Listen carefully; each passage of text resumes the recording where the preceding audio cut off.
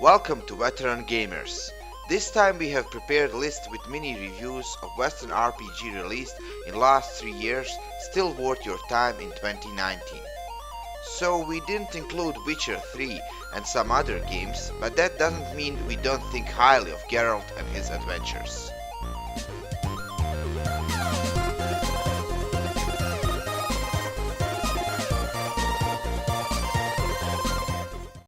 Kingdom Come Deliverance is an RPG game set in Bohemia, present-day Czech Republic, in 1403. It's historical authentic and brings a realistic fight with pre-modern weapons and first-person look. It is exclusively a single-player experience and contains no fantasy elements like magic or dragons. Story follows Henry, a guy who has not seen the world beyond his native village, a rascal who sleeps until noon and cannot even hold his sword. Henry's life changed when army of Cuman soldiers under Sigmund's control killed all what was dear and familiar to him, including his parents. Game has depth from a good main and side story quest to combat which is not just spawning left mouse buttons. You can't fight a gang alone even in best equipment and expect to emerge victorious. There is a realism in how gear works. For example, you want slow warhammer against plate armor, not fast swords. Graphic is beautiful and looks and feels lifelike. They even put ultra high option, which was meant for future hardware, but if you have top graphic card, it will be able to handle it at least 30 FPS. Divinity Original Sin 2 is an isometric RPG game with turn-based combat. It can be played independently or in a group of 4, either locally in split screen or online. In addition to the main campaign, there is a separate PvP mode. The game is primarily intended for the PC platform, but is fully playable with a controller on a consoles. Like most games of its genre, it is a party-based game. You can recruit 6 characters and each one is so interesting that it's a shame you can't bring them all with you, since there is a limit of 4 characters in the party. Story follows issues related to race discriminations, with the greatest threat posed by dark forces of Voidwoken that, like leeches, bind to those who practice source magic, which is forbidden. The battle in Divinity Original Sin 2 are never easy, but anticipated situations can be turned in your favor by clever tactical maneuvers, teamwork, experimenting, and even seemingly cowardly moves. The key is still in combining the elements. Gas plus fire equals explosion, water plus electricity equals shock, and so on. But there are a few other things to keep in mind in Original Sin 2. Fighting now has a vertical dimensions too, so if you are on a high ground, then you have a more effective attack. It's over, Anakin! I have the high ground! Probably not as much advantage as Obi-Wan had in Revenge of the Sith, but still advantage nonetheless.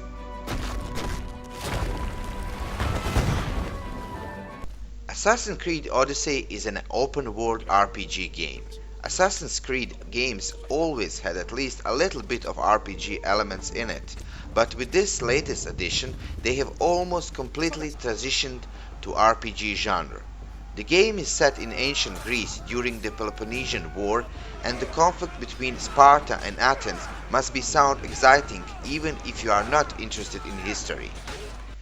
Game has huge open world to explore, which can even be viewed from the sky with the help of your trusted golden eagle friend Icarus. However, clearing hundreds of camps, tombs and temples does feel repetitive after a while. World is beautiful and versatile. For example, most islands stands out in something. One is processing salt, the other is a pirate fort. Some parts of the map change over time. Starting island will be affected by the plague later on. The player for the first time in the series has an impact on the story that can lead to several possible endings. Combat is generally easy, but you don't stand a chance against characters who are 3 or 4 level above you. However, skilled you may be. Combat is aided by the skills you learn when you level up. Using those requires adrenaline, and you fill it with the chest-to-chest combat, silence executions, and blocking attacks. Game features ship sailing and combat, which is arcade-like and short, usually a few minutes. Conquest battles are big battles between Sparta and Athens, in which you can take part and reap rewards such as epic loot. Bounty system is there as consequences for criminal acts. You will get hunted by mercenaries who are not ordinary enemies and have specific weapons, attacks, and companions. There are romance options as well.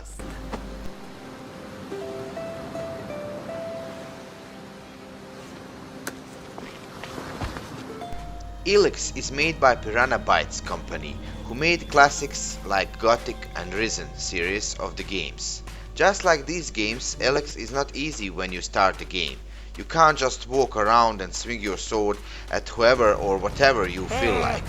I mean, you can, but you will die. We lacked game difficulty as it is, more realistic, and we were getting bored of the games being too easy these days. Game has amazing sci-fi story, so if you are a sci-fi fan and open world RPG fan, this game is made for you. The game takes place on the planet Magellan, many years after a meteor impact almost wiped out the planet's highly advanced civilization. The meteor has left more than a destruction in its wake. A new unknown element, Elex, was discovered and harnessed to produce weapons and develop magical abilities. Not without a price, unfortunately. Excessive usage of a new element gradually leads the human body to degeneration and eventually transforms people into half-synthetic hybrids, devoid of any emotion. Elex is open-world game offering around 60 hours of gameplay. Main characters possess a jetpack, allowing him to reach certain inaccessible in other places. The player is free to join any of the other factions in the game, including the Berserker, who seeks to be the one with the nature, the Clerics, who boycott the use of the new element, the terrorist organization of the Outlaws, or the Return back to the Alps, who wish to subdue all the other survivor groups. Advancing in ranks of the chosen faction will grant access to new weapons and faction exclusive abilities. Game is science fantasy, which means you will fire lasers and wield swords.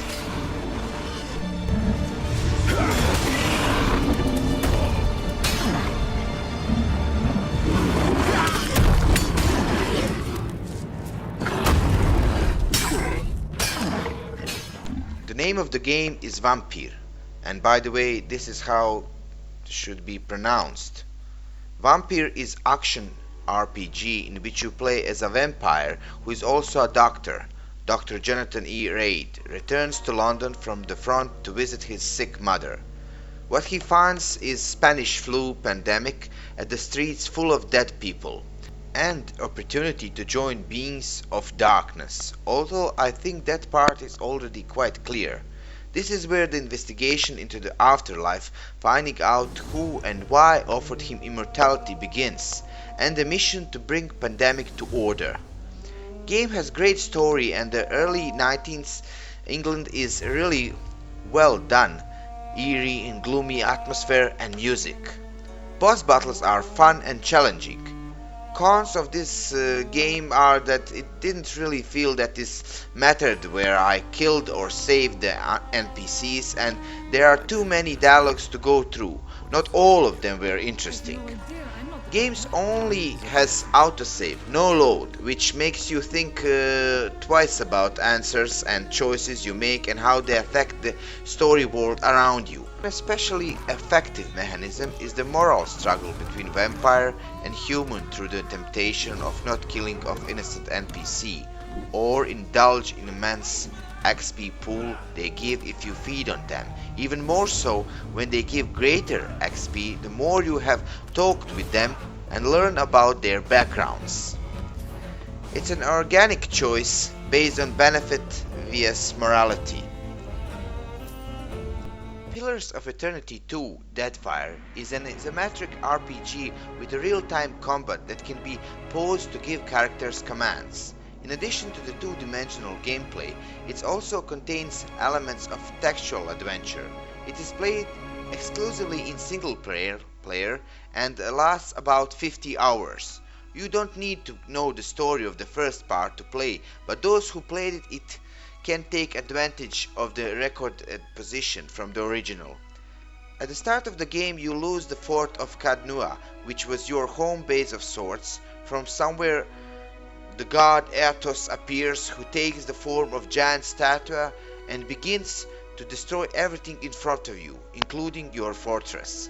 But this frees you from the location and takes you to the open sea of Deadfire, a new territory full of interesting sights to explore.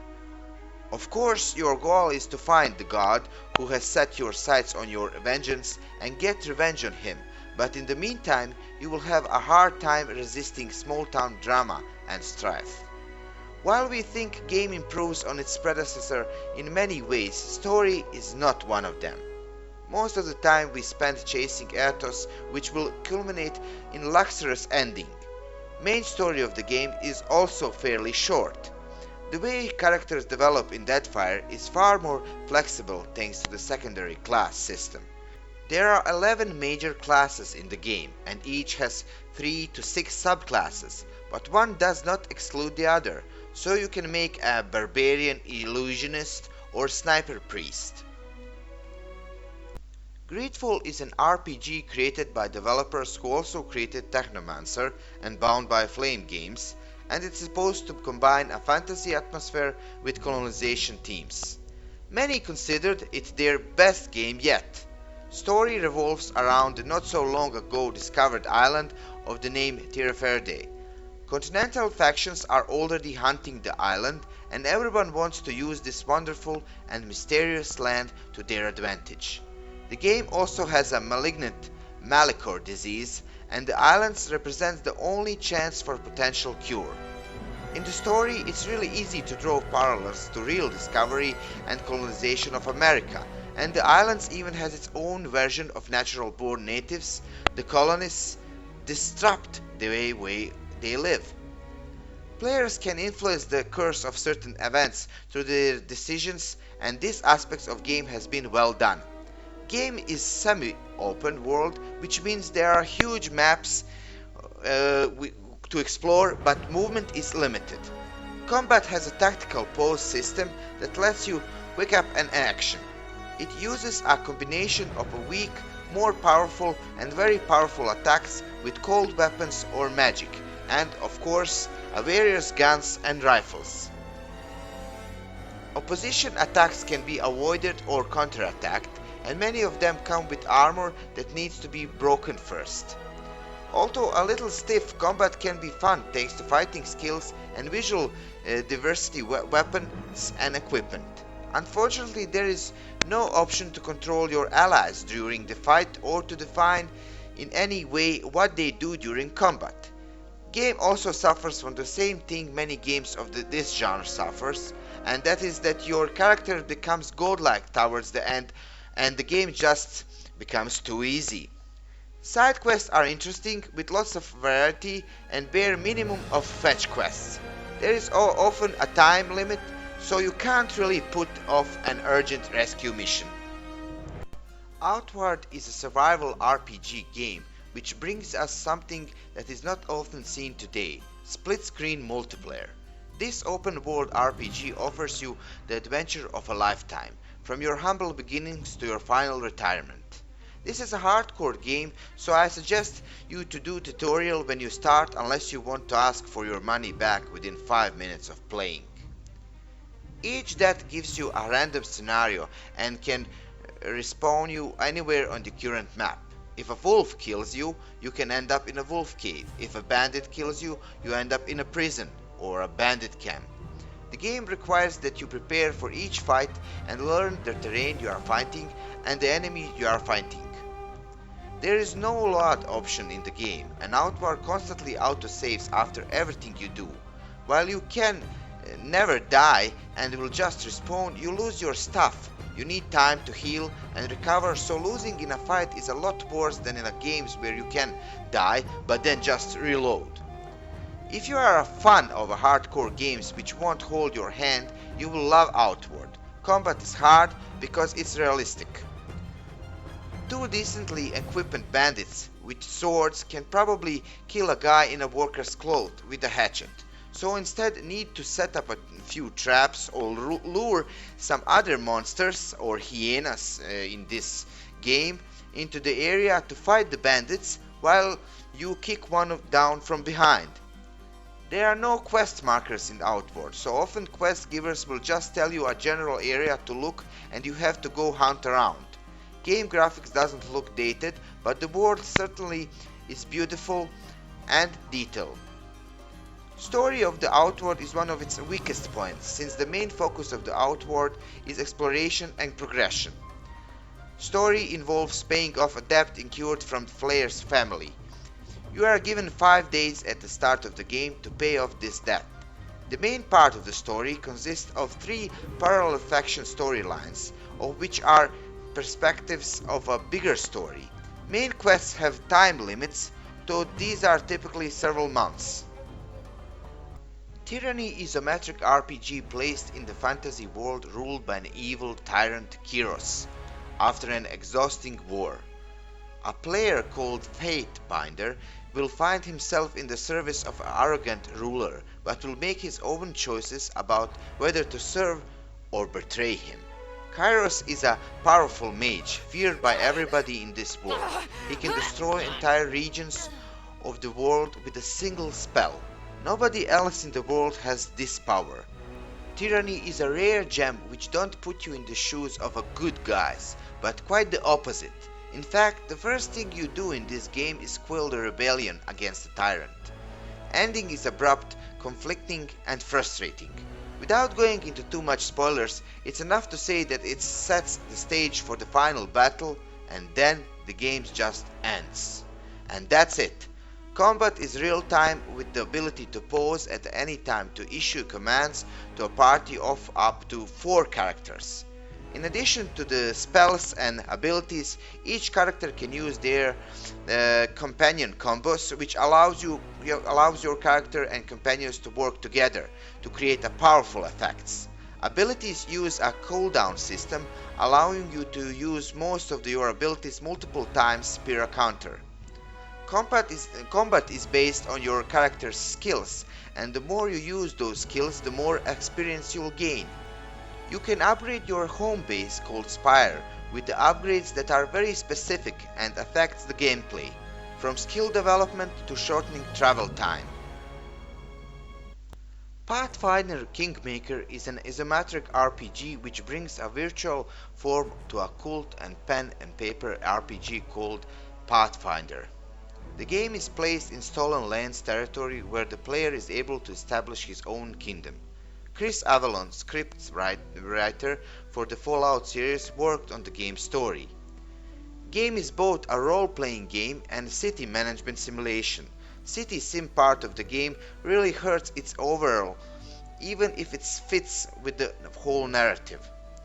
What is unique in this game is timed quest mechanics, which forces you to focus on your main task rather than allowing you to explore everything and get back to the main quest as if no one cared. Main story is very well written and varied with many options to how to solve problems. Game doesn't follow just one main story, as there are different issues player will have to face through the game, such as another nearby settlement vanishing or fighting rival kingdom. However, there is a main antagonist whose identity will be hinted through the game. There is even optional last chapter to fight the true boss of the game if the player so chooses. Companion stories are also good and not to be missed, as they are play an important part later in the main story. Combat is real time with dynamic pose, a classic for CRPGs. Multi-layered classes and skill system allows differentiated team setups and character customizations. That's it for today's video. Leave a comment if you like or dislike our list and what would you have done differently. Also, don't forget to subscribe if you don't want all future RPG games to be just like Anthem. Stay tuned for our list of online RPG games which are the hot stuff these days, but are not MMORPGs. And a lot of other varied videos will be releasing in the near future.